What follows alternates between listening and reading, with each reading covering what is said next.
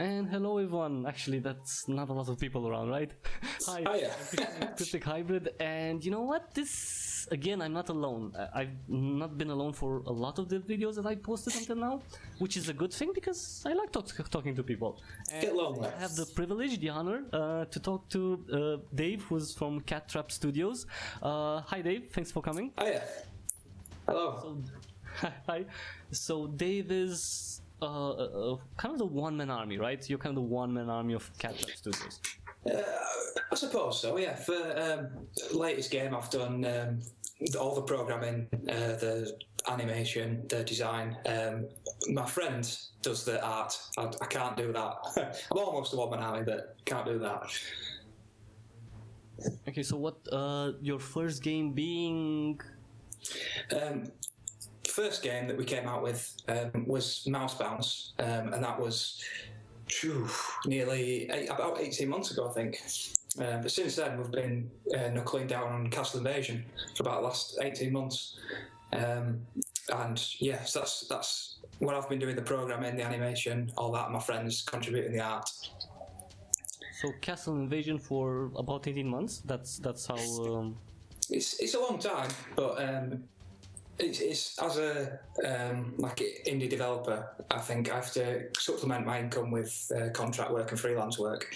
Yeah. But the passion is really for to make my own games. It's Castle Invasion. You know, I heard that from others too, from other developers, like doing contract work, to fund their own projects. Did you do the contract work during while also developing Castle Invasion or beforehand? Because depends. I heard some people doing it before to raise some money, or others maybe do it at the same time. At the same time, really, I've had sprinklings of it throughout the 18 months. I had a long stint where I was doing 3 days or 4 days contract work, and then the other 3 or 4 fully on Castle Invasion. So it's nice to have that stability to get a bit of money in, whilst also really trying to make some progress with your own game. Yeah, and at least for you, Castle Invasion Thrown Out, because that's the full name. It's a lot bigger project, right? Because Mouse Bounce, your first game, was a mobile game, right? Yeah, it was almost something that we. It was like a small development cycle that we wanted to do to prove that we could make these games, put them out and make them quite fun. It's almost like a test, and then we really knuckled down for Castle Invasion to make something really fun. Okay, but it was also a big jump, right? Going from this initial, of course, smaller project to a game that's supposed to come out on Steam, because you are on Greenlight right now. Yeah. Was that a difficult decision, or did you think about it a lot, or was that what you wanted from the beginning, like to have a game that's coming out on PC? Actually, it's been quite like an organic game development growth. So after finishing on Mouse Bounce, started off as a prototype where we'd just, let's say, add in some animation or a new enemy or whatever else, and then it grows and you add in another game type, and after like a year, it really starts to take shape as the game you want it to be, and then you can stop adding new features and start adding content, like all the different levels, and then in the stage now, trying to get it all the issues fixed and ready for completion. So it's, rather than sitting and thinking about it, here's this big project that we're going to make, and it's just, there's only 2 of us. I don't know if we'd have done it if we'd have sit back and thought about how much work it was going to be. So you took it step by step. Step by step, yeah. Mm-hmm, mm-hmm. Well, that's actually, I think that's a good step, good way of looking at it, because it can be really overwhelming if you go to something that's, that's bigger in scale, and there's, of course, a lot more work involved, and, maybe some people get, I think that's a normal response, right? Getting maybe scared, maybe having some doubts about, the amount of work that needs to be put in. And you know what, it's 18 months, that's a big investment from you, but I'm glad that you're coming, close to release. I know you're trying to get on Greenlight to get voted on Greenlight right now. There's going to be a link to your Greenlight page in the description to Castle Invasion's Greenlight page. Please, yeah. Is how close is the game to release? At what stage is it at this point right now? If you have to give a percentage, you'd probably say 98, 99% done. There's just a few final little issues to fix. There's Steam achievements to go in if we do get through Greenlight, and then the like a final lot of testing and fixing any issues that we find. But it's in a very stable and feature complete state at the minute. So it's in a good state to be in. Okay, so this as a follow-up, because this is really interesting. You said that it's very close to completion. It is feature complete, so that's a big thing. Yeah. Why did you wait so long for until you put it on Greenlight? Because other developers, because this is a choice. Why did you make this choice to wait so long until you put it on Greenlight? You didn't want to have, you wanted to show more. What was the thought process there? I wanted it to be, if it got through Greenlight, I wanted the game to be pretty much ready to put out, really. So you wanted to have as much as as close as a complete project, right? Not just a couple of maybe an intro video and a couple of early screenshots, right? Because yes, I think it gives it a lot bigger chance of getting through Greenlight if you're showing a more polished, nearly completed project. And so I didn't want to come to Greenlight with something half baked, right? Yes, yeah. So especially the trailer has been like the cherry on top, and that's been completed in the last few weeks. Of having the game in a good state, so you can send it to a company who can make the trailer, and then they can come out with something that really showcases it, and then bringing all this together, all screenshots, description, and putting it on Steam. I think it gives it a lot better chance of getting through Steam. So, I really hope it goes to Greenlight. I already voted on it. I told you about it. I really hope it is. Thank you. It looks really adorable. I hope everybody votes for it. And well, people can see game footage right now on their screen. What's it about? Because it's. I like that it was really easy to understand the game. It's something that feels really easy to pick up. It doesn't push you into learning some crazy mechanics or some history of land or some crazy characters, really complex characters. What's the game actually about? So it's fairly simple gameplay, fairly simple concept, I suppose. You're this archer who's just built a fairly naff castle, and the king's come along and he said, "You can't build that here. I'm having it." So what you do is you're on the castle and you're moving up and down, firing bows, arrows, spears, all these different enemies that the king's sending at you, and you're trying to hold them off, more or less.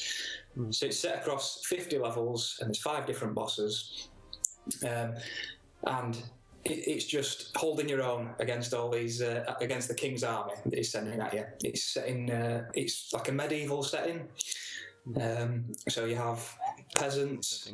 Right? Yes, yeah, medieval fantasy, cartoony sort of setting. So you have peasants and knights and jesters and all these sort of medieval silly characters that the king keeps sending at you, and you're just firing arrows at them, trying to fend them off. Yeah, you have to defend your castle basically. This is your castle. You don't see part of it, unfortunately, but maybe at the end. I'm not sure. I'm just saying it's.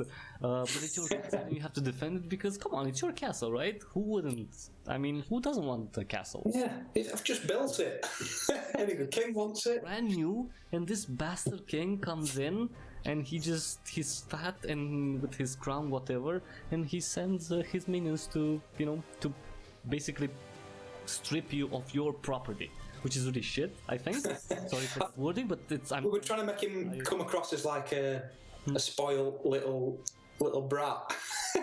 I don't know if that does come across, but I think that's more of a funny character to fight against. This king who just wants the castle because he can't have it because it's somebody else's.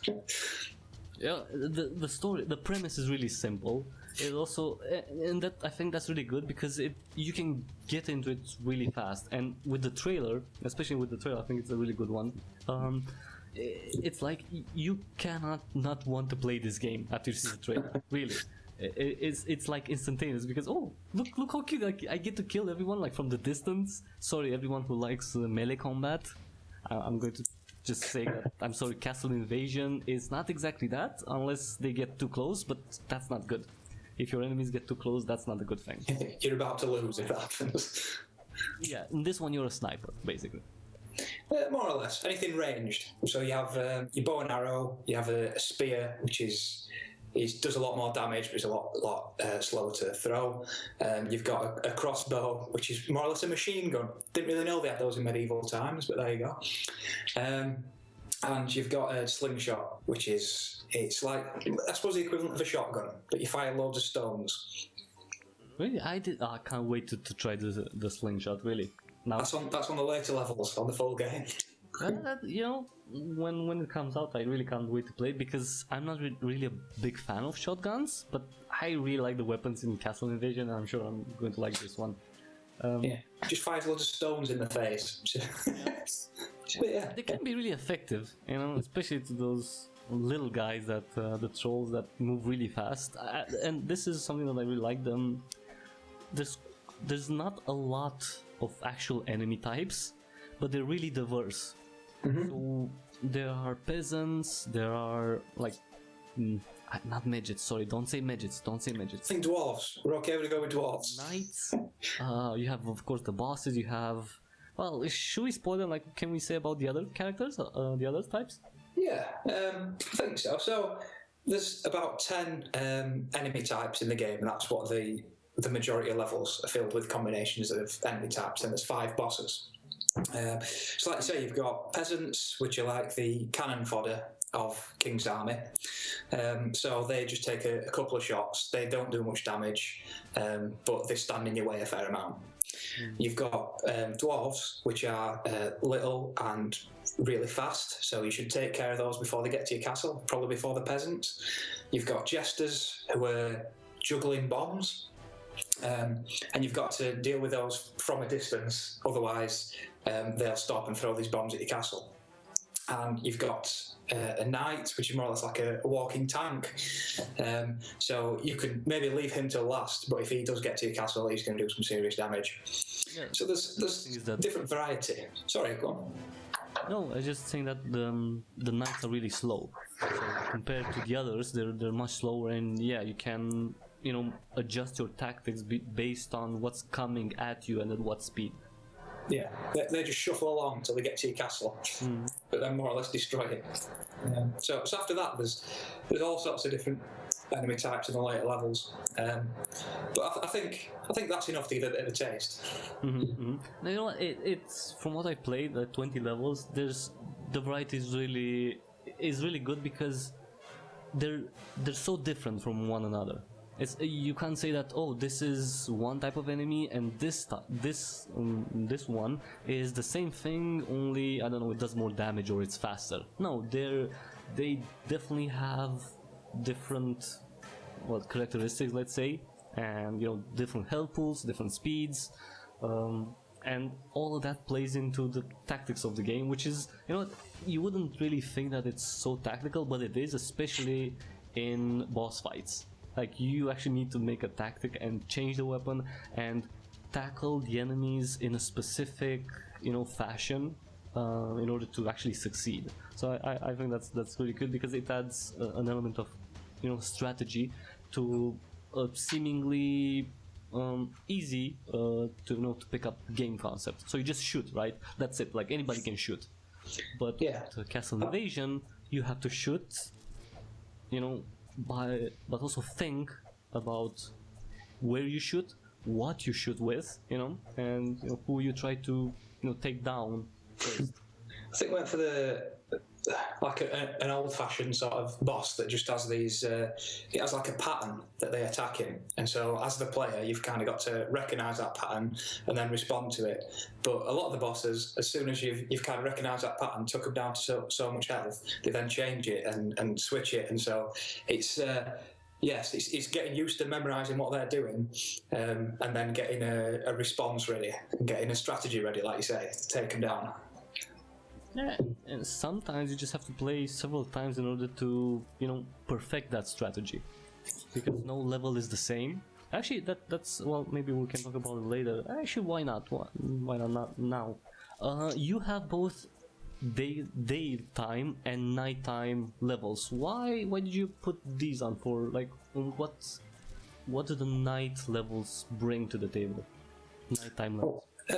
This is one of the things that came about, like I said, with that organic game design. I think it got to end of contract in 1 week, and I just thought, I'll experiment with this. What would it be like if everything was dark apart from like your one fire arrow that you had?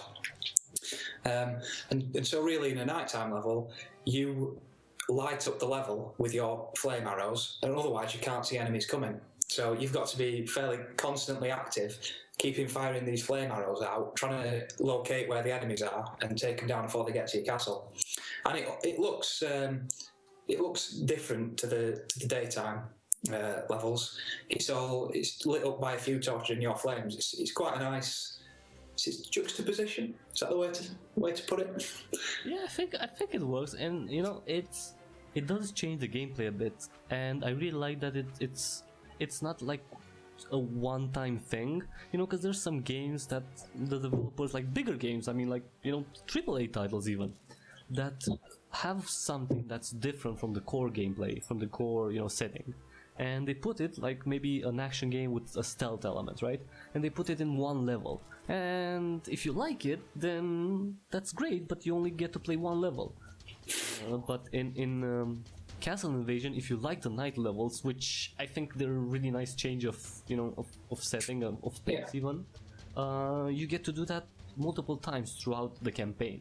So it's not like one level, 2 levels. No, you get to do that several times, like multiple times on each between each boss fight, I would say. So I really like that. It's a bit technical. It's not.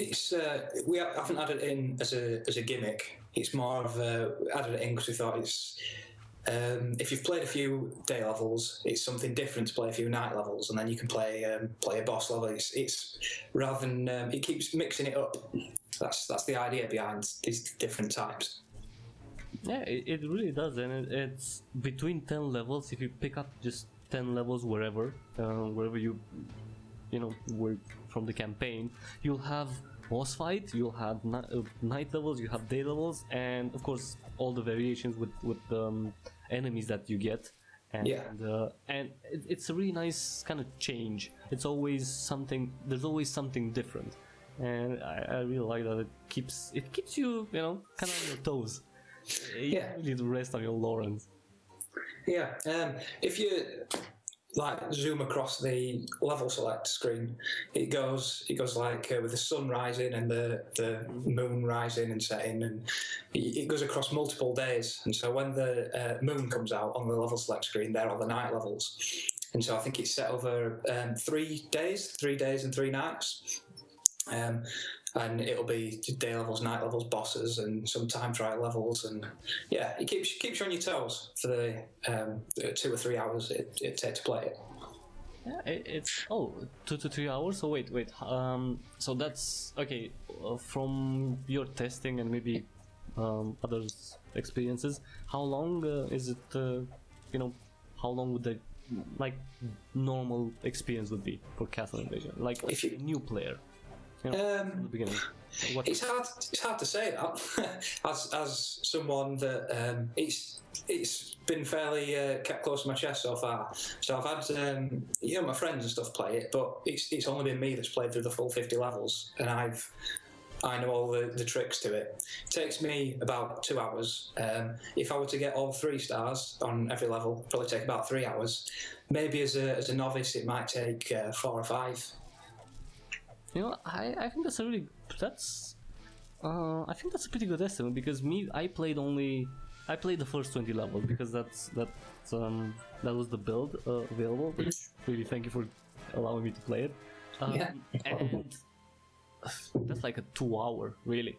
For me, it was like a 2 hour play session, like rounding it up. So 2 hours for 20 levels, like kind of off the bat. 50 levels, yeah, 5 hours. I would say that you can definitely play 5 hours, even more. I think if you are looking to get like perfect scores.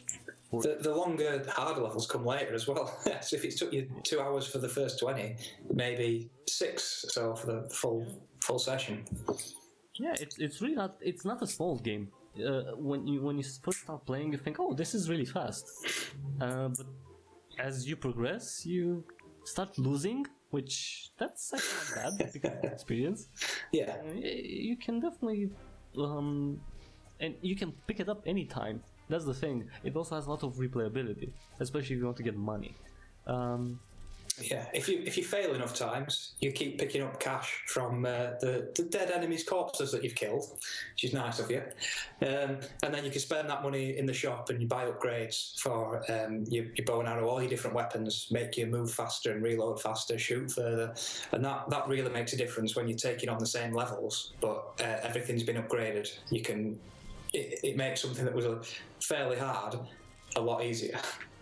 Yeah, there's and I told you before when we talked yesterday, there's really a sense of progression and increase in power, let's say. Not specifically in power, but in capabilities, let's say, because you're not technically powerful, you don't do more damage with one shot, right? With one specific shot you don't do more damage, but you move faster, you shoot faster, you switch weapons faster, and all those upgrades do definitely make a difference. So it's really nice that you can play and get money and move on and get all the upgrades, and that help you of course progress.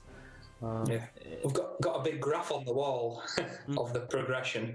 It's something that took a fair amount of working out, like which weapons become available when, which enemies are first introduced, when upgrades are available, how powerful they should be. It's quite a fine balancing act, I think, to get that progression right. And I'm guessing it wasn't easy because you have a lot of upgrades in the game. It's a big graph. Yes. How many are there? There are like 4 weapons, right? Yes. And how many upgrades? Around. I know it's over 40, and I've lost count. Almost. There's You can purchase with money, so you have to get money from the corpses, and yes. No in-app purchases or anything like that. Just all straight within the game. It's if you kill more enemies and you get a higher combo, they drop more money. You spend that money in the shop, and you become a big powerhouse of bow and arrowage. You know what? Even with everything, the game can still be challenging. The pace is really good. It's just me describing my experience right now, but I really felt that the difficulty curve was really good. So it's not like you can get every upgrade available. You can grind if you want a specific level that's easier, let's say, and get the money for all the upgrades. You can upgrade whatever you want, and 5 levels further, you would still have a problem. You still have issues because the game is just harder. I mean, you are bumped up to the max, but it's still not an easy. It's still not an easy walk in the park. But then if you went back 10 levels with the upgrades you've got now, you'd feel like a god. You'd be able to take down everybody straight away. But that's not as fun, It's fun. No, there's a nice challenge to it. I've always tried to make every level, especially to get the 3 stars on every level, you've normally got to play it probably about 5 times, really. And you've got to almost memorise where all the enemies are going to come in. And speaking of memorizing, were you thinking maybe of randomizing, or is that maybe on higher levels, on later levels, maybe a randomizing in terms of enemy waves? Maybe on the boss fights, is there anything like that, or are they like predetermined? Boss fights, they're all predetermined. Boss fights can spawn in their own enemies. So the longer you're fighting with the boss, the more enemies you'll have to face. So that depends on you. Depends on how long you take to kill a boss. Yes, yeah. The levels themselves, they're all predetermined. I drag and drop all these different enemies in these orders. If it was randomised, I think it'd be difficult to get that progression curve right. If you put in too many of a certain sort of enemy or too close together, then it can be too difficult. If they're too far apart, you can be on level 25 plus, and yet it'll be real easy. So I wanted to keep that control to be able to make the levels myself. Yeah, so you can, help. You can tweak it perfectly, right? Basically. Yeah. Randomization is nice in theory, right? But if you want something very specific and you wanted that, a good difficulty curve, then yeah, I agree. You would end up basically coding the heck out of this randomization part, and you'd be just like, oh, this level has just 4 options basically, and that's it, and that's not really random. It's just just putting what if until you get what you want. One thing I've considered is maybe having like an endless mode. So you go on a level and it'd start off easy, mostly peasants and dwarves, but the longer it goes on, the more difficult enemies are, and the challenge would be like either how high you score you can get, or how long you can last against these enemies, and that'd be quite nice to have a leaderboard and be competitive. Oh, yes. I actually would really like to get on that leaderboard. Yeah, definitely. That sounds a really good idea. Yeah, something I'm considering post-launch. If there's the sort of community and demand for it, that's something I'd really like to do. Would that be a difficult thing to implement, or is like the code kind of friendly to adding something like that? Yeah, it's friendly to modification, to change, and to addition of features. It's something I can put in, but when you get so close to launch, if you say yes to all these new features, everything, you never get over the line. So it'd be nice to launch it as it is. Well, and then you could put it in early access and stay in early access for like 5 years or something, like some games do. No, yeah, I'm not going to name names, but and then lose funding and it may never launch. But no, I think it's nice to be out there as a full, complete, tested, feature complete game, and then to give extra content, either for free with different game modes, or maybe as DLC if there were extra levels where a lot of work had gone into it. Yeah. And speaking of kind of extra content and adding things to it, you're using Unity, right, for Castle Invasion? Yeah. 5 point what exactly? Because I think we're on 5.3.4, I believe, at the minute. Latest version, actually. With that, no issues there. No, I think I've been using it for a couple of months, and I try and keep up as much as possible, unless there are issues, and especially if in the latest patches something's fixed that I rely on. I go and grab that. So I'm not on the latest. I think I'd be on 5.4 beta, but I'm staying there with the. Yeah. If you're on 5.3, then actually you're really lucky, because I've talked to other people, other developers working with Unity, and they're like 5.1. Everything else is like making our game shit, like not work or something. So yeah, you're actually really lucky on that. Why did you choose Unity? What go specifically for this? I know it's a popular choice, but why did you? It was never an explicit choice. Like, we never sat down and said, is it Unity or Unreal or anything else that was out there. It was more, having worked in game studios, you'd hear, like, these are the Unity specialists, these guys, or such and such is doing a side project in Unity. So when it came to being in my second job as a side project, I decided to prototype something in Unity and teach myself it. I thought it'd be an interesting thing to learn. And then since then, I've used it for the last nearly knocking on 2 years now, and it's just a fantastic piece of software. You can publish for any major platform, anything mobile, PC, Mac, Linux, all consoles, even Apple TV now. It's easy porting process. There's very little low-level code you've got to deal with. It's just all round. I would look back, it's been fairly fantastic to use Unity. That's actually good. And you mentioning, the ability to port easily. Yes. You're going for PC right now, right? For Windows, Mac OS, Linux, I'm guessing. That's Yes. like the initial plan. But as we talked earlier, Castle Invasion does feel like it can lend itself to other platforms. I'm not 100% sure about the control method on everything, but right now you can use the keyboard and the gamepad on the Windows version. I think it works really well on the gamepad. It works fairly well on the keyboard as well, but the gamepad feels good to move up and down and shoot using it. We're in the process of porting it to PS4 and Vita, and in early communications with Xbox, so see how that goes. So it's sorry. Fingers crossed. yes, fingers crossed. They'll get through, and then we can release on all the platforms at a similar sort of time. That'd be quite nice.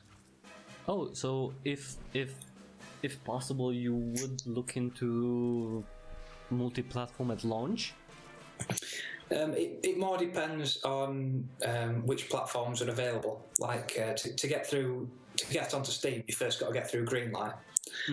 And then for the PS4 and Vita launch, you've got to get through their like internal QA process, and we're still yet to buy a PS4 dev kit, which is going to set us back some money. So there's a bit of a barrier there, but hopefully it's a bit of work for each platform, but we're hoping to get them launched about a similar time. What about mobile platforms? Would you considering that for future? It's something I'd look at and consider and reevaluate after this first push with consoles and PC. But it's I think it could work well, like you say, on mobile. If you were to move one side, shoot the other. The control method. If the control method works, I think it's it will be perfectly suited for mobile platforms too.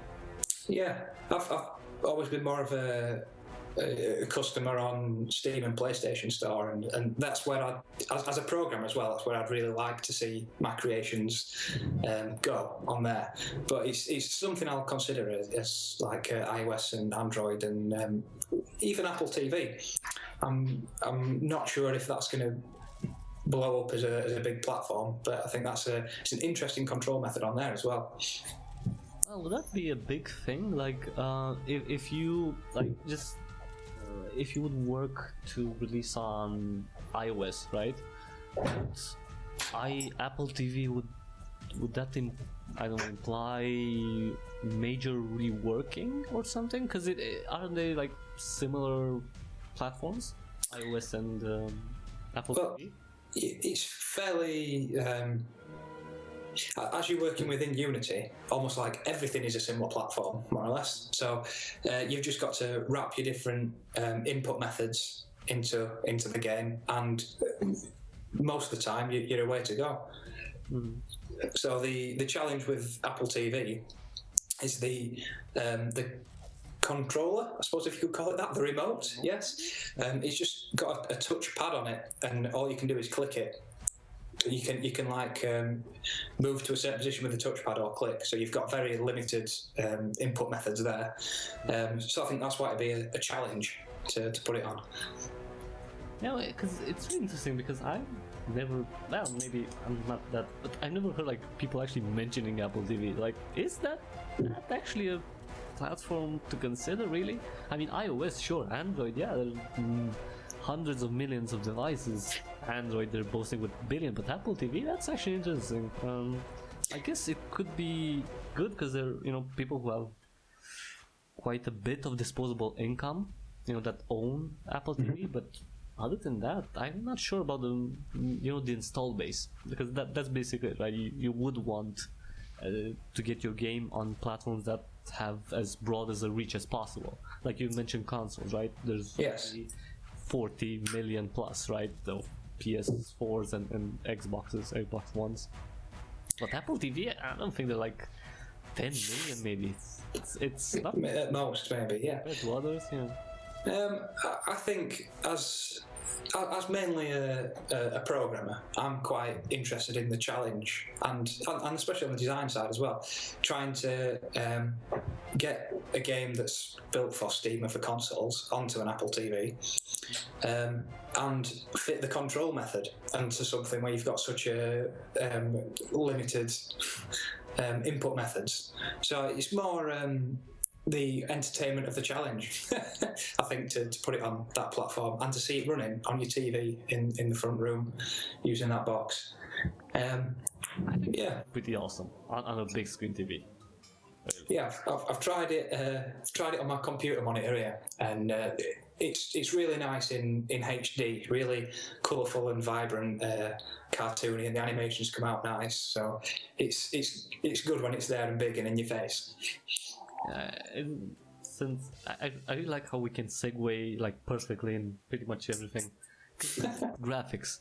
It's okay. This is the first thing that you see with every game, right? It's supposed to make a big impression on players because it matters. No matter what people say, it matters.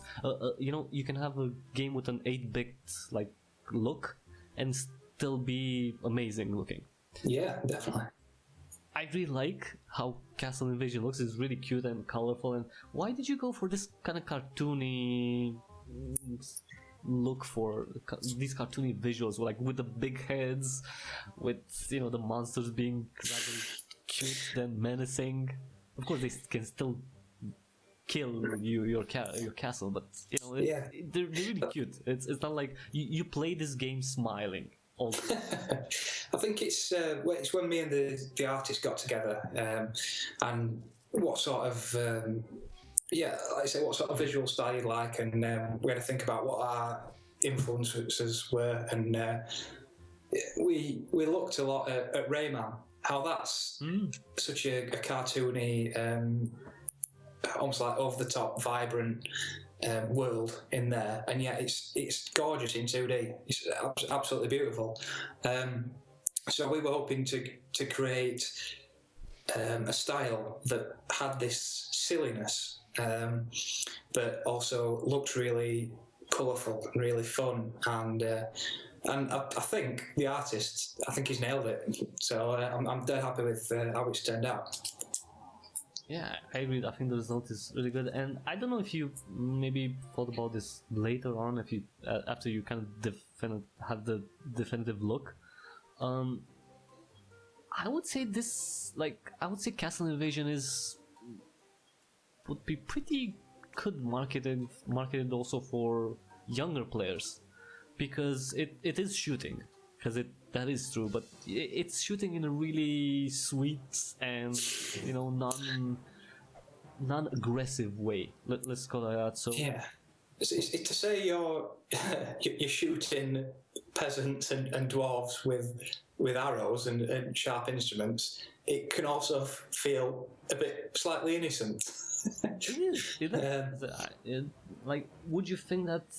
I don't know if are you targeting with this release also younger players, like, I don't know, 12, 10, I don't know, under 14, kind of like that? Because it really feels like a game that it can be played by anyone.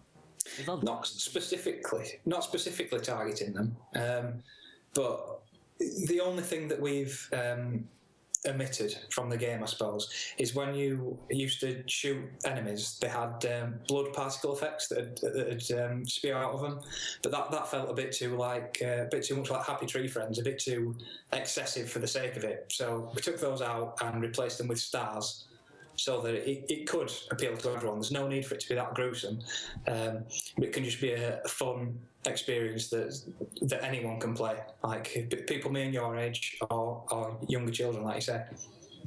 Yeah, I really think that it would be like you can get a child and just here's the controller.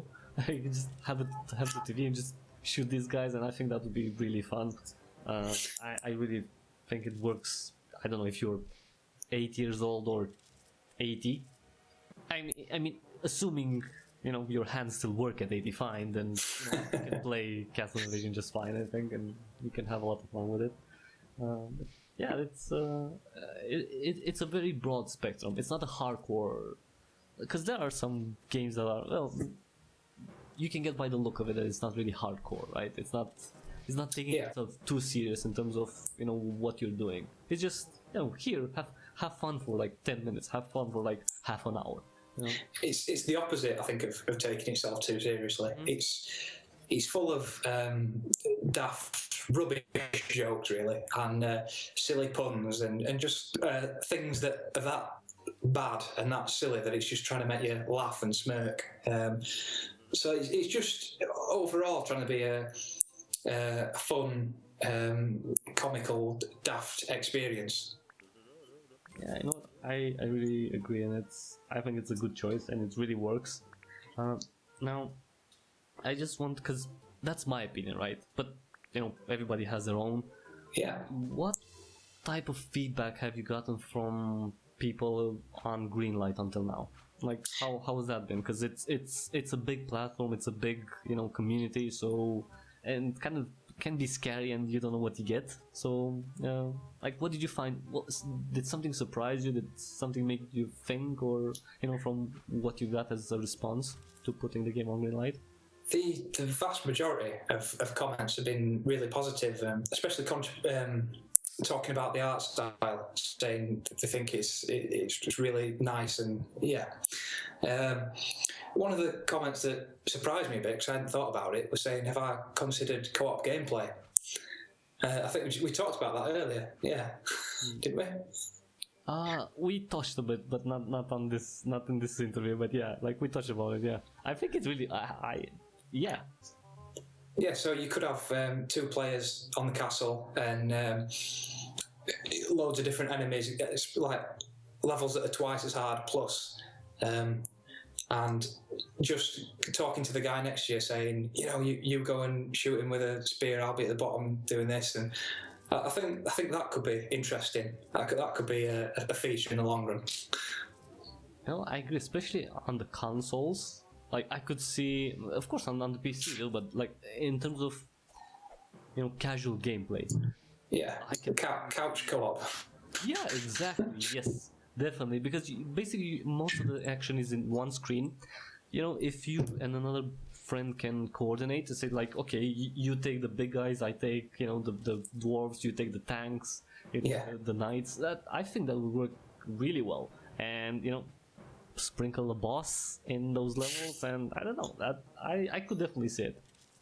Yeah, I think it'd be exciting to make some really hard levels and then sit 2 people down and watch them play it and see if they can overcome the challenge.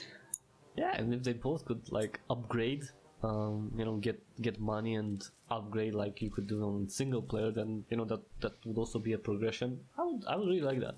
Maybe go probably different levels, because it would need to be harder, right? A level for 2 players, but I could definitely see that. Yeah, people on Steam have really good ideas. Yeah. So thanks for that comment. Yeah, exactly. It's but yeah, it's really good that this interaction, right? You get to learn maybe new things. You get to see things in a different way, I guess.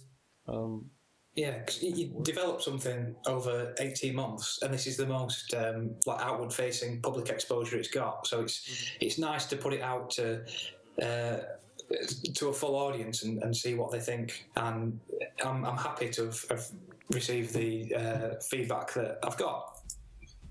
You know, it's that's really, and I hope they continues, especially with votes too.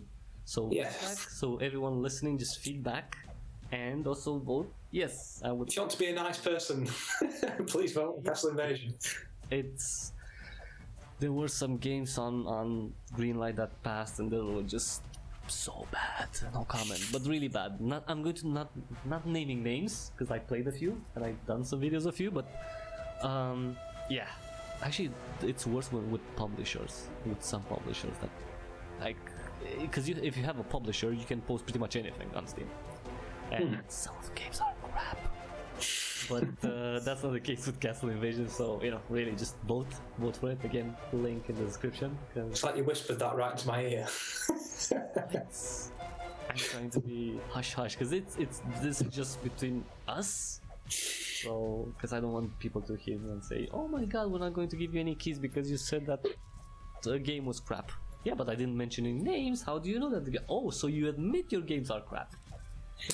I think it's hard to criticise because a lot of these games on Steam, people have put 1,000 hours into them and even more, and it's their life and soul. I'm really proud of it. At the same time, if they'd have spent that extra like few hundred hours polishing it and making it a really nice piece, I think they'd fare a lot better on Greenlight. Yeah, I think I would agree. Just with certain projects that do get published, but don't go to the Greenlight kind of filter, which is not perfect, right? Greenlight is not perfect in any shape or form. It would still need improvements, but there's some games that because they have a publisher backing them, they can get away with launching something that wouldn't go to Greenlight. You wouldn't have people voting for it, and I think that's a bit unfair because there are quite a lot of games on Greenlight that are really, really good, and you can see the amount of work that like you waited quite a lot, a year and a half of work, Yeah. and you can see the labor of your work because in the trailer it's really you can really see a lot of it. But some games, they just, we have a publisher, we're just going to post this game on Steam, and it's really bad. And it's really unfair,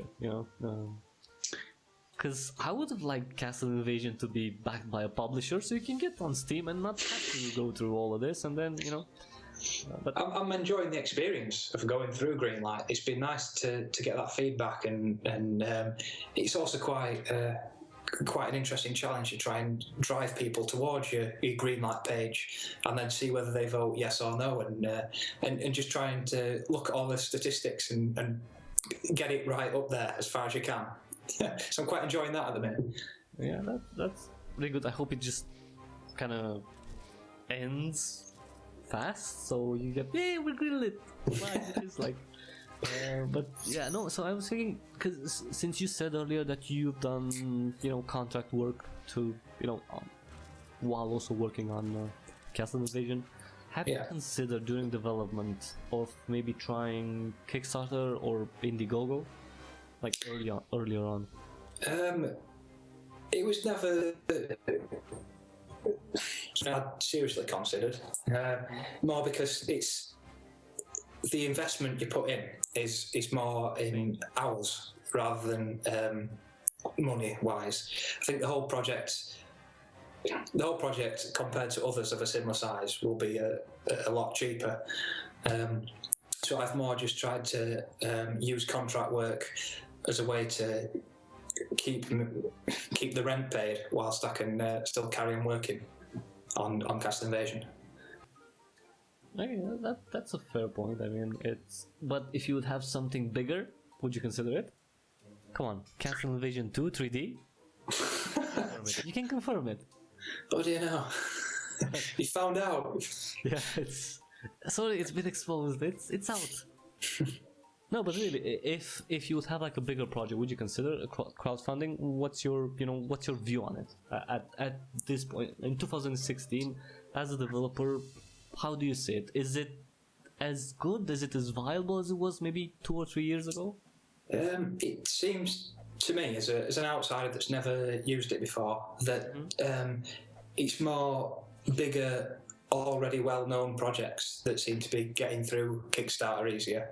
If I were to put on Castle Invasion, which is a game that nobody will have heard of before because it's new, I imagine there are going to be less people taking a punt on it than something that they already know of. So it may be something to consider in the future, because the worst that can happen is you don't get greenlit. You don't get through Kickstarter. But it's nothing that I'd seriously thought of for Castle Invasion. Okay, fair enough. And you know what? I think you have a really good point. There's a lot of projects that get a lot of money, but they come from either famous studios or famous developers, designers that have a history behind them. Yes, as if they didn't need the money to start off with. Some places. Yes, you're not the first developer who said that actually. That is just as a note, and I agree. There's some people who don't really need the money, but just use Kickstarter as a marketing platform, basically. They don't actually need the 700,000. They would get it from a publisher, but yeah. Yeah, it's sales for them before they've even started the game. It's if you can, that's fine, I guess. It's just it is detrimental to smaller studios, to smaller development teams, that because you can't really go against big names. You can't. It's just a fight to get the exposure, and even the campaign requires a lot of work in order. And it's not like you can ask for $100,000. That's not happening. Like from what I'm seeing, it's $10,000 to $20,000, $30,000, something like that. That's kind of maybe the average at this point right now on new projects for smaller teams, new teams, which is not a lot to actually develop a game. But yeah. If there's 3 people working on it for £10,000, I imagine all that money is just going to go to paying their rent while they can work on the game. So I don't think they're making much money out of that. So if it was smaller projects, I think Kickstarter would be such more of a positive force. Yeah, maybe in the next year. I don't know. A lot of things have changed, since the days of the Double Fine Adventure, right? When there was like a real boom and pretty much everything was getting funded, right? No matter no matter who came with what, everything, they were throwing money at projects. And now it's people are more cautious because there were some big failings. So yeah, but I still don't rule it out. It's just it is a lot more difficult. But yeah, let's move to a more positive thing. Like games, other games actually, because we talked quite a bit about Castle Invasion. I like it. Yeah. I like it. It's fun. I hope it gets greenlit soon. I would really like to see that co-op mode. But it's not the only game in town. Let's call it like that. So, and it's not the only game in town for you, right? What about like when you at the end of the day you're done, you've put in the an extraordinary amount of hours into developing. What do you go? What gets you out of this? I enjoy focusing on I enjoy getting a game, maybe like playing the story mode, and then moving on to the next one. I'm not the sort of person who'd buy a game and put a year into it. So what I've got through the post lately is the latest Ratchet and Clank. So I'm really enjoying playing through that at the minute. What I had before that, I've got Rare Replay on Xbox One. That's sitting next to me. Like sitting, like not played at all, like that. Oh no, it's a huge game. It's got 30 years, I think, of Rare games within this one Blu-ray. So I've played Conker's Bad Fur Day, which is a ridiculous game. I quite enjoy that. But I'm looking forward to Mirror's Edge. Are you a fan? Sorry, Dave, can you say again? Because they're like a small thingy. The next Mirror's Edge. That's something I'm looking forward to playing. Catalyst. Mm-hmm.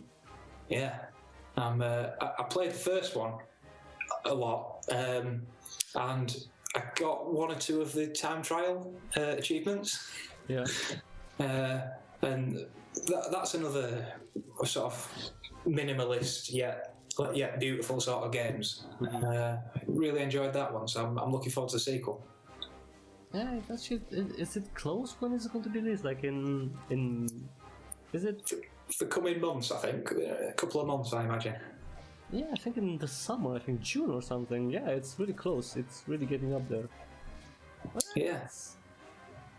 So, well, of course you have to finish Castle Invasion first. Just finish this one. No, of course you can play whatever you want. It's but yeah.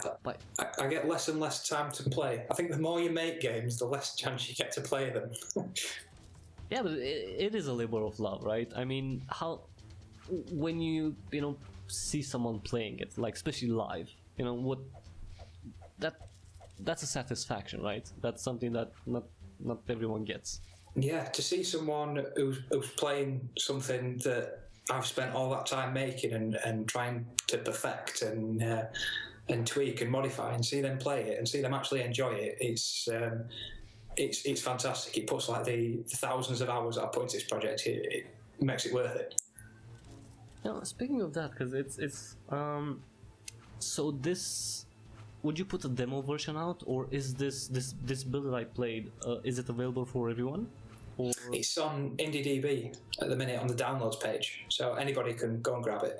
Okay, I'm definitely going to put a link to that because it works perfectly. That's one thing.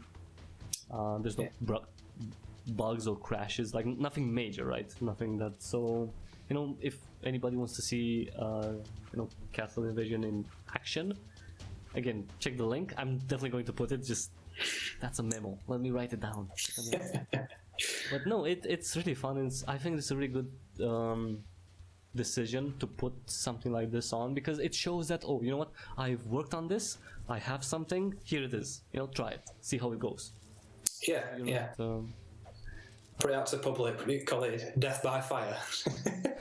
Is that it? See how it goes. But I'm really hopeful. It's something that I've spent a lot of time in, put a lot of love into, and I'm really hoping people are quite positively receptive of it. You know what? If they, well, I'm not saying that they have to play it. No. I'm thinking that I like Castle Invasion caught me right from the beginning, right from the trailer, from the Greenlight trailer. So I didn't have to play it to actually want to play it. But as soon as you get your hands on it, and seriously, if anybody's on the fence about it, just really download it. It's not a big download. And you get 20 levels, which is quite a lot for any demo, I would say. You get a good amount of gameplay, definitely. I have more than 4 hours now played. And just try it, and I'm pretty sure that you vote yes. Hopefully. Yeah, it's definitely hopefully. I mean, come on, you have to. Because I don't want to see like Castle Invasion coming out first on the PS4. I mean, that's not bullshit, but it's this is a PC game. It should be on PCs already. Come on. Yeah. So hopefully people download it, and if I really hope they'll get the teeth into the daft, silly humour of it. And if not, I really hope they'll enjoy the like frantic, fast gameplay, taking down all these enemies. And even if not, just enjoy the art style, I think. Yeah, I don't think there's anyone that wouldn't like the art style. It's adorable. It's adorable. It's an adorable game. And you know what? You saying Happy Tree Friends, Jesus, I would like a Happy Tree Friends game. That'd be awesome. That would be awesome. It wouldn't be for kids, for children under the age of 16 probably, but that would be amazing. That would be amazing. I can imagine some parents buying the game for the children and then not realizing. Well, yeah, actually that's... Yes, but actually, would you think that the parents of those children, they would be like 90s kids or something, right? They would have been born maybe in the 80s, early 80s, or late 70s. They would have seen, I think, on the TV, and they would be like, oh, this isn't normal car. This isn't Tom and Jerry. This is like murderous bunnies or whatever those freaks were. Ah, actually, Yeah. that's it. Like, you remind me of that. That was a good cartoon. Really. Saying that, I saw someone buy the child Deadpool, I think the other day, and the kid were about 8. so I'm not so sure. Well, some parents, I guess, it's just, oh come on, just shut up, I'll buy you. Like, it's like As long as you're quiet. game, yeah. It's like, what's the game called? Doom. Oh, whatever. Just I'll buy it. Just. Actually, are you looking forward to that? For Doom, the new one? I haven't played any of the recent ones, but the first one was the only game that I think my dad had ever bought. The first Doom, and we played it on PS1 together. But I haven't really been into them too much since. I'm sorry. No, it's just a big thing, kind of the return. It's quite different, you know. People are screaming, "This is not Doom" and whatever. It's we'll see. $60 game, so you know that's a far cry from what your dad paid for Doom 1, I guess, right? Yeah, like I don't know, $10, like £5 or something, and now 60. Yeah. At the time, it was from like a car boot sale. Yeah. Oh, So, not very much at all. He's not a gamer. Oh, well, you know what? If he bought a game, he played, he's a gamer, I'm sorry. But if you play a game, you're a gamer. I don't know about, you know, people who say, oh, you have to play these games. You know what? If you play Castle Invasion, if you play Candy Crush, if you play like this is me talking to everyone who doesn't agree with me. that's what I do, man. If you play that, if you play Assassin's Creed, that's all of that makes you a gamer. You know, you don't have to play Battlefield or something in order to be a gamer. Whatever you play and you like playing, you're a gamer. Period. I think those that have played Candy Crush have probably spent more money than both of us combined. Oh yes, the whales. Oh my god, Expensive game. It is. If you're hooked on it, it's like an addiction. You know, it's like playing like machine or something, like in Vegas. I know some people that will spend way too much money on that. It's like, you know what you could got for all this money? Like 50 games on Steam. Seriously, like 50 games on sale, but still. So yeah, well, just as kind of a wrap up, although we're doing really well. Just an hour and 3 minutes, we're doing really well. Tell me about, you know, just these are the random questions. Actually, the first one. I told you before, because okay, the studio is called Cat Trap. Okay, Cat Trap. So Yeah. cats. We don't like cats. It's fine. No. Trap is not so good. So what is it? What, like, do you want to trap cats? Not really. It's my mum and dad have got 2 cats, and me and my girlfriend have got a cat. So I'm definitely a cat person. I'm not holding any bad thoughts about them. And yet you name your studio Cat Trap. It's I suppose it's a funny story. It were Yeah. I've got a long list of stupid names, I think, for a company when I was trying to go self-employed at the time, and. My mum had just bought a cat, but she lives next to the main road, so letting it out's a bit. It's not a good idea. And yet this cat were always mowing, always really wanting to go out. You couldn't keep it inside. So me and my dad went out and bought a rabbit hutch for it. When we'd go out and throw it in that rabbit hutch, so it'd be outside, but it was like a big humane cat trap. Sort of thing, and that's what the logo looks like, and that's where it came from. So from the suffering or poor cat of a poor cat who just wanted to be out. Poor cat. It wanted to be out, but it was not in its best interests to be by a main road. You know what? Curiosity killed the cat. Actually, that's pretty sad, but it's true. They're really curious. Like, Curiosity put the cat in the cat trap. you know, it's safe. Is the cat still okay? It's fine. Like, Yeah, and it loves going outside down in its little cat trap. really? Yeah. It just learned its place and it doesn't say anything. It just likes being outside in there. Yeah, it stands by the door, lets you pick it up, and then you walk outside, put it in the cat trap, and then it sits there on its little cushion for about 2 hours. Really? And wow. That's a good time, yeah. Wow. Okay, that's Different. you know what? Cats are pretty independent and they like going places. So it's really amazing that your parents' cat just like learn this place. I think it's just learned that these people, these humans, because I'm guessing that's how cats think. Like not these people, humans. Just want my best interest, so I'm just going to stay in the cat trap here, and I'll be fine. And I'm still outside, so that's good. Yeah, it's a bit like Garfield, like a big, fairly chubby, lazy cat as well. So if it did go outside, I don't think it'd get very far. So it's nice and happy in its little cage. It's really cute that you're keeping it safe. I hope it knows that. Because cats can be but I think it knows that. No, it knows. It knows nothing but food. Well, yeah, well, you feed it, you take care of it, you protect it, in the cat trap, so nothing can get into it, to hurt it, or it can't get out to hurt itself, God forbid. But I shouldn't really say that, God forbid.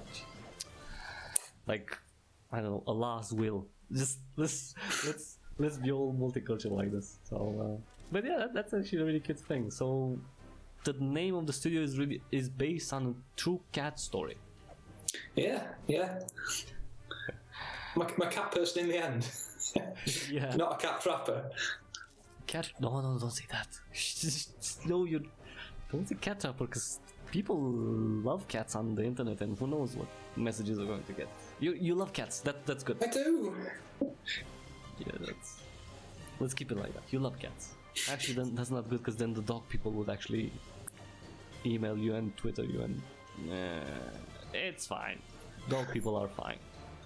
Like they're not as adamant as. They're happy and friendly like dogs are. Yeah, that's not exactly, because you think that, and then there's always that person, which I don't like to being right now, but I'll play that person right now. There's always that person that reminds everyone that Hitler had a dog and he loved his dog. Like, shut up. That doesn't mean that every person is like Hitler, Oh dear. So just going from cats to actual things that cats like to sit on, because actually they do. That's kind of annoying. Well, if you have a cat, I guess. About hardware. So, what are you using right now for developing?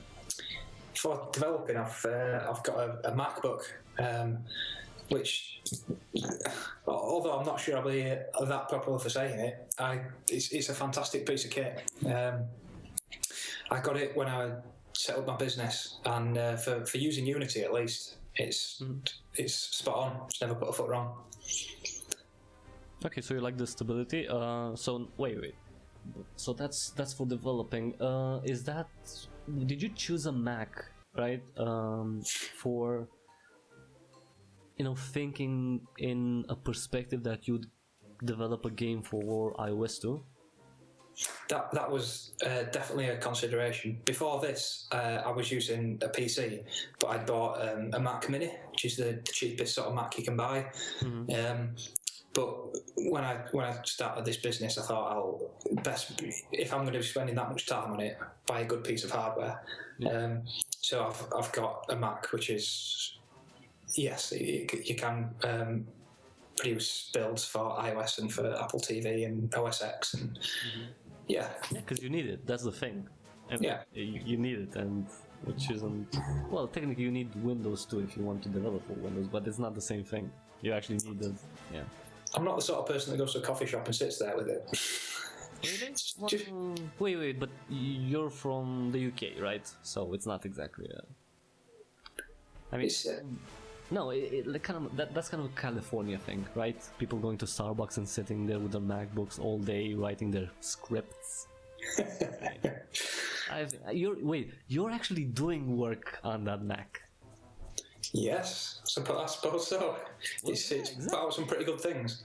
Exactly, compared to people who just stay in there and just use up the Wi-Fi on a Starbucks and buy one coffee, whatever, and sit for 2 hours.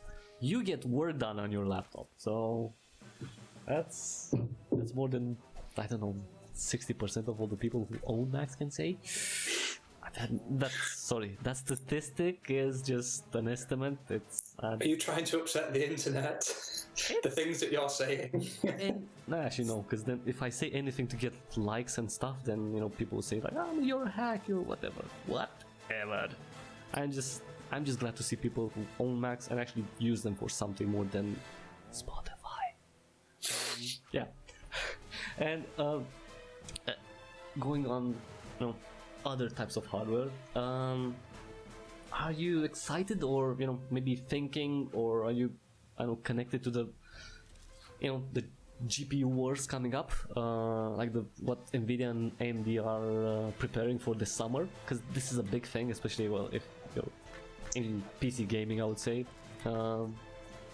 It's looking forward to any platform, to any architecture, I would guess, Pascal or Polaris or both. There's no wrong answer. I don't know if this is the wrong answer, but it's not really something I'm following too much. Mm-hmm. Last PC I built was years ago, when I was younger, and I saved up a lot of money and put this PC together. But it was in the time before I didn't know anything about Steam, so all I had for it was Crysis. Did it play Crysis? It played Crysis well. Okay, then that's the whole purpose of PC. That's why people get PCs, to play Crysis. Well, not only, but yeah. I enjoy building up a PC. It's like adult Lego, isn't it? Sorry, isn't that Minecraft now? Like, I don't know. Or is Lego adult Lego? Everybody loves Lego. Yeah, but please. Yeah, you're right. I guess you're right. But now with Minecraft, I don't know. With VR and stuff, with the VR version that's coming out, I'm thinking, who's going to buy Legos right now? Everybody's going to be in Minecraft. I don't know, from 4 years old to, 67. And, this is where I get people who, I'm 68 and I play Minecraft. That's fine. You can play. Nobody said it. It's just a number. And I'm sitting here with my Lego, so yeah, I'm angry too. Exactly. Jesus. Yeah. Well, actually, I'm pretty sure Microsoft would like for everyone to play Minecraft more than because it's pretty big right now. But have you played any Minecraft? I had an Xperia Play phone, and I think that was the first mobile platform that Minecraft came out for. Well, do you remember the Xperia Plays? Well, which model do you have? Wait. They were like they had PlayStation buttons on them. Oh, that. Oh my! Why did you get that one? I saw a video online of someone playing Mario on it. Really? Yeah. You're really a gamer, seriously. Like, I'm a money waster for gaming. Yes. It was still a good. But what do you use now? If you don't mind me asking, you can say no. It's fine. Like as a mobile platform, like iOS or Android. I'm fairly. I can do either, really, especially with a Mac. My tablet is an iPad, but my phone is a Nexus. Mm-hmm. So, the best of both worlds. You know what? Definitely. Well, actually, yeah, because I don't think there's... In terms of tablets, they're really good, right? I mean, if you buy an iPad, you're pretty much set for quite a few years, because it's really good hardware. Whereas the Android tablet market is not so good. But anyway, I think we can wrap up a bit. If you want to give out any message to everyone listening, just please. Hope you've enjoyed listening to the talk on Castle Invasion Thrown Out. Hope you've enjoyed listening to the full video. If you feel like looking into it more, please go to Steam Greenlight and give Castle Invasion a vote. And hopefully I can give you the full game.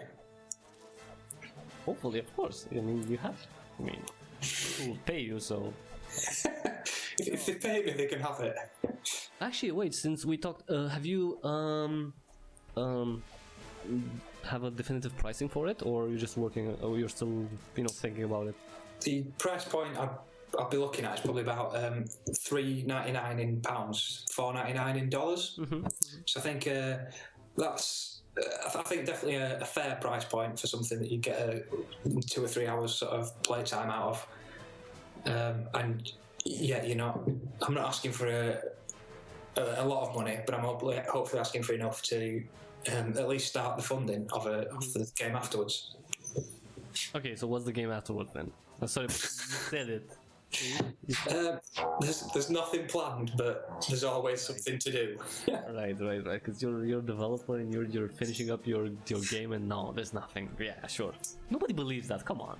Just got the blinkers on. Just like looking straight forward. Finish this, and then see what pops up in the brain afterwards. Well, I guess you have something sketched, right? Like not maybe something planned specifically, but you have ideas, right?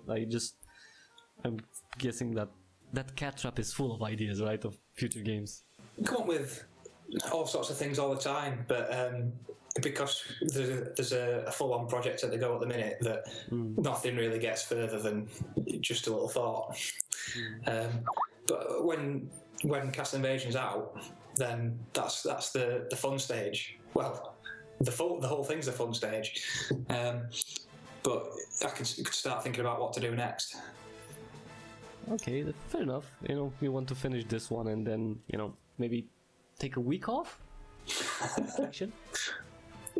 That'd be nice. Yeah. I can dream. Yes, we all can. No, come on. A vacation, I think it will be due after, 18 months? Release party and vacation for a week. And then you come back and actually no, I hope there won't be bugs or anything.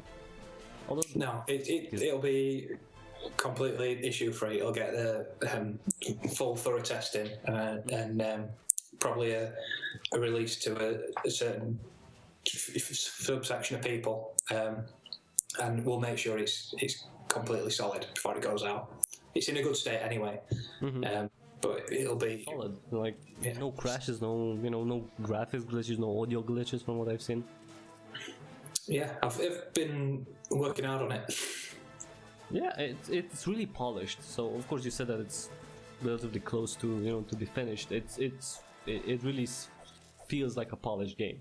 The gameplay is polished, the graphics, the audio, and everything works really good. I think. Maybe just some tweaks here and there, but other than that, it's definitely not Arkham Knight. I enjoyed that on the PlayStation, but I've heard some very, very bad things. That's the thing. You play on the PlayStation, and I say PC gaming. Damn it! They botched it up. They really botched it up. Sorry, but they screwed up. Have they released it? Yeah.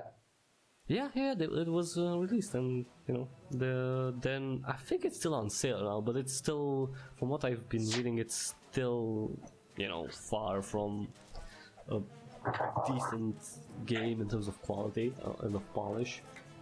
Apparently they fixed a lot of the graphics issues and the game runs better, but still a far cry from the console versions, which is sad because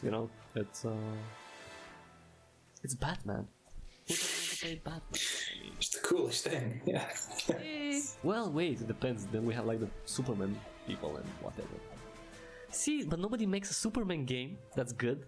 That's why Batman's the coolest, because he actually has cool games. That's why Batman is awesome. Another reason why Batman is awesome. Because he has the cool games. I can't imagine a game with Superman. I don't know who you'd fight. Because you're almost indestructible. Yeah, actually, that would be interesting. Would they have? I don't know, like enemies that have kryptonite or something. Because technically, yeah, you would be pretty indestructible. What health bar do you have for Superman? Like, that makes no sense. They shoot you? Are the enemies with guns? And they shoot you, and what? You're Superman, so they bounce right off. He has all the health. That'll be like a really overpowered character, right? And like, nobody likes this. See, that's better than it. You always win. The game is just winning. Like, where's the fun in that? I mean, you have. See, that's. Actually, what they were thinking, I don't remember. Like, they were mentioning that Rockstar was working on another game, like, those rumors. I don't. Rocksteady. Is it Sorry? Rocksteady or Rockstar? Sorry, Rocksteady. Sorry, Rocksteady. Yeah, I'm mixing up my Rock Studios. Yeah, Rocksteady. Yeah. Mixing up your rocks. Well, they're both from the UK, right? I think Rocksteady is right. I think different ends of the country though. I think the Rocksteady's down in London. Rockstar's mostly based in Scotland. Although there's a Leeds office. There's bits everywhere. Yeah. Everybody makes games. Yeah, they're big. Yeah, but I think there was like hints or something that there was maybe a Superman game, something like that. We'll see. Yeah. I'm still not going to buy the PC version, so that's fine. Because I But don't buy it too quickly. You know what? I mean, you see, right? Anyone who saw what happened with Arkham Knight with the PC version, who would buy it? Really? Even if even if it's the best game ever, right? Who would pre-order it? Because that's a big strike against PC players. So you would wait, and I think that's a sensible thing. Hopefully, they won't make the same mistake. Let's see. Until then, though, we can play Castle Invasion. Yay! You're not Superman, but you're pretty awesome. I don't know. Actually, does the character have a name? Your character? The character. I thought you said the castle. No, I've always referred to the character as just the player. Okay. You can call him whatever you like. Sir Player. Can I call him Sir Player? Sir Player. After he's killed the king. You can earn the title, sir. It'll be King Player then. King? Baron. I don't know, something. Lord. Maybe Lord. Come on, he has a castle. He has to be at least a Lord or something. You can King, Lord, Baron, Sir Player. Yeah, that's fun. It's too many. Won't be writing in many letters. David, thank you for coming, really. For talking to me for so long. Seriously. Thanks for having me. We really we're doing great in terms of time, so that's great. And while we talked, a lot of gameplay footage was in the background. I have to put that just when people are seeing this, it's already going to be there. Whatever. Internal stuff. Sorry. But thank you so much for coming here and for talking to me. And I really hope you get the green light as soon as possible. And before Mirror's Edge Catalyst comes, I really want to play Castle Invasion. I really hope that happens. Thanks. On the PC. I'll catch you later.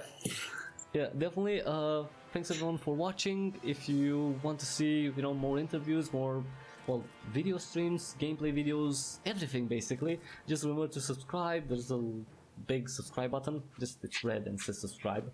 Subscribe to Cryptic Hybrid, and follow me on Twitter at Cryptic Hybrid, and we're also on Instagram at the Cryptic Hybrid, because we're somebody had Cryptic Hybrid, whatever, bastards. Anyway, but follow me there, and I'll see you next time. Until then, have an awesome day.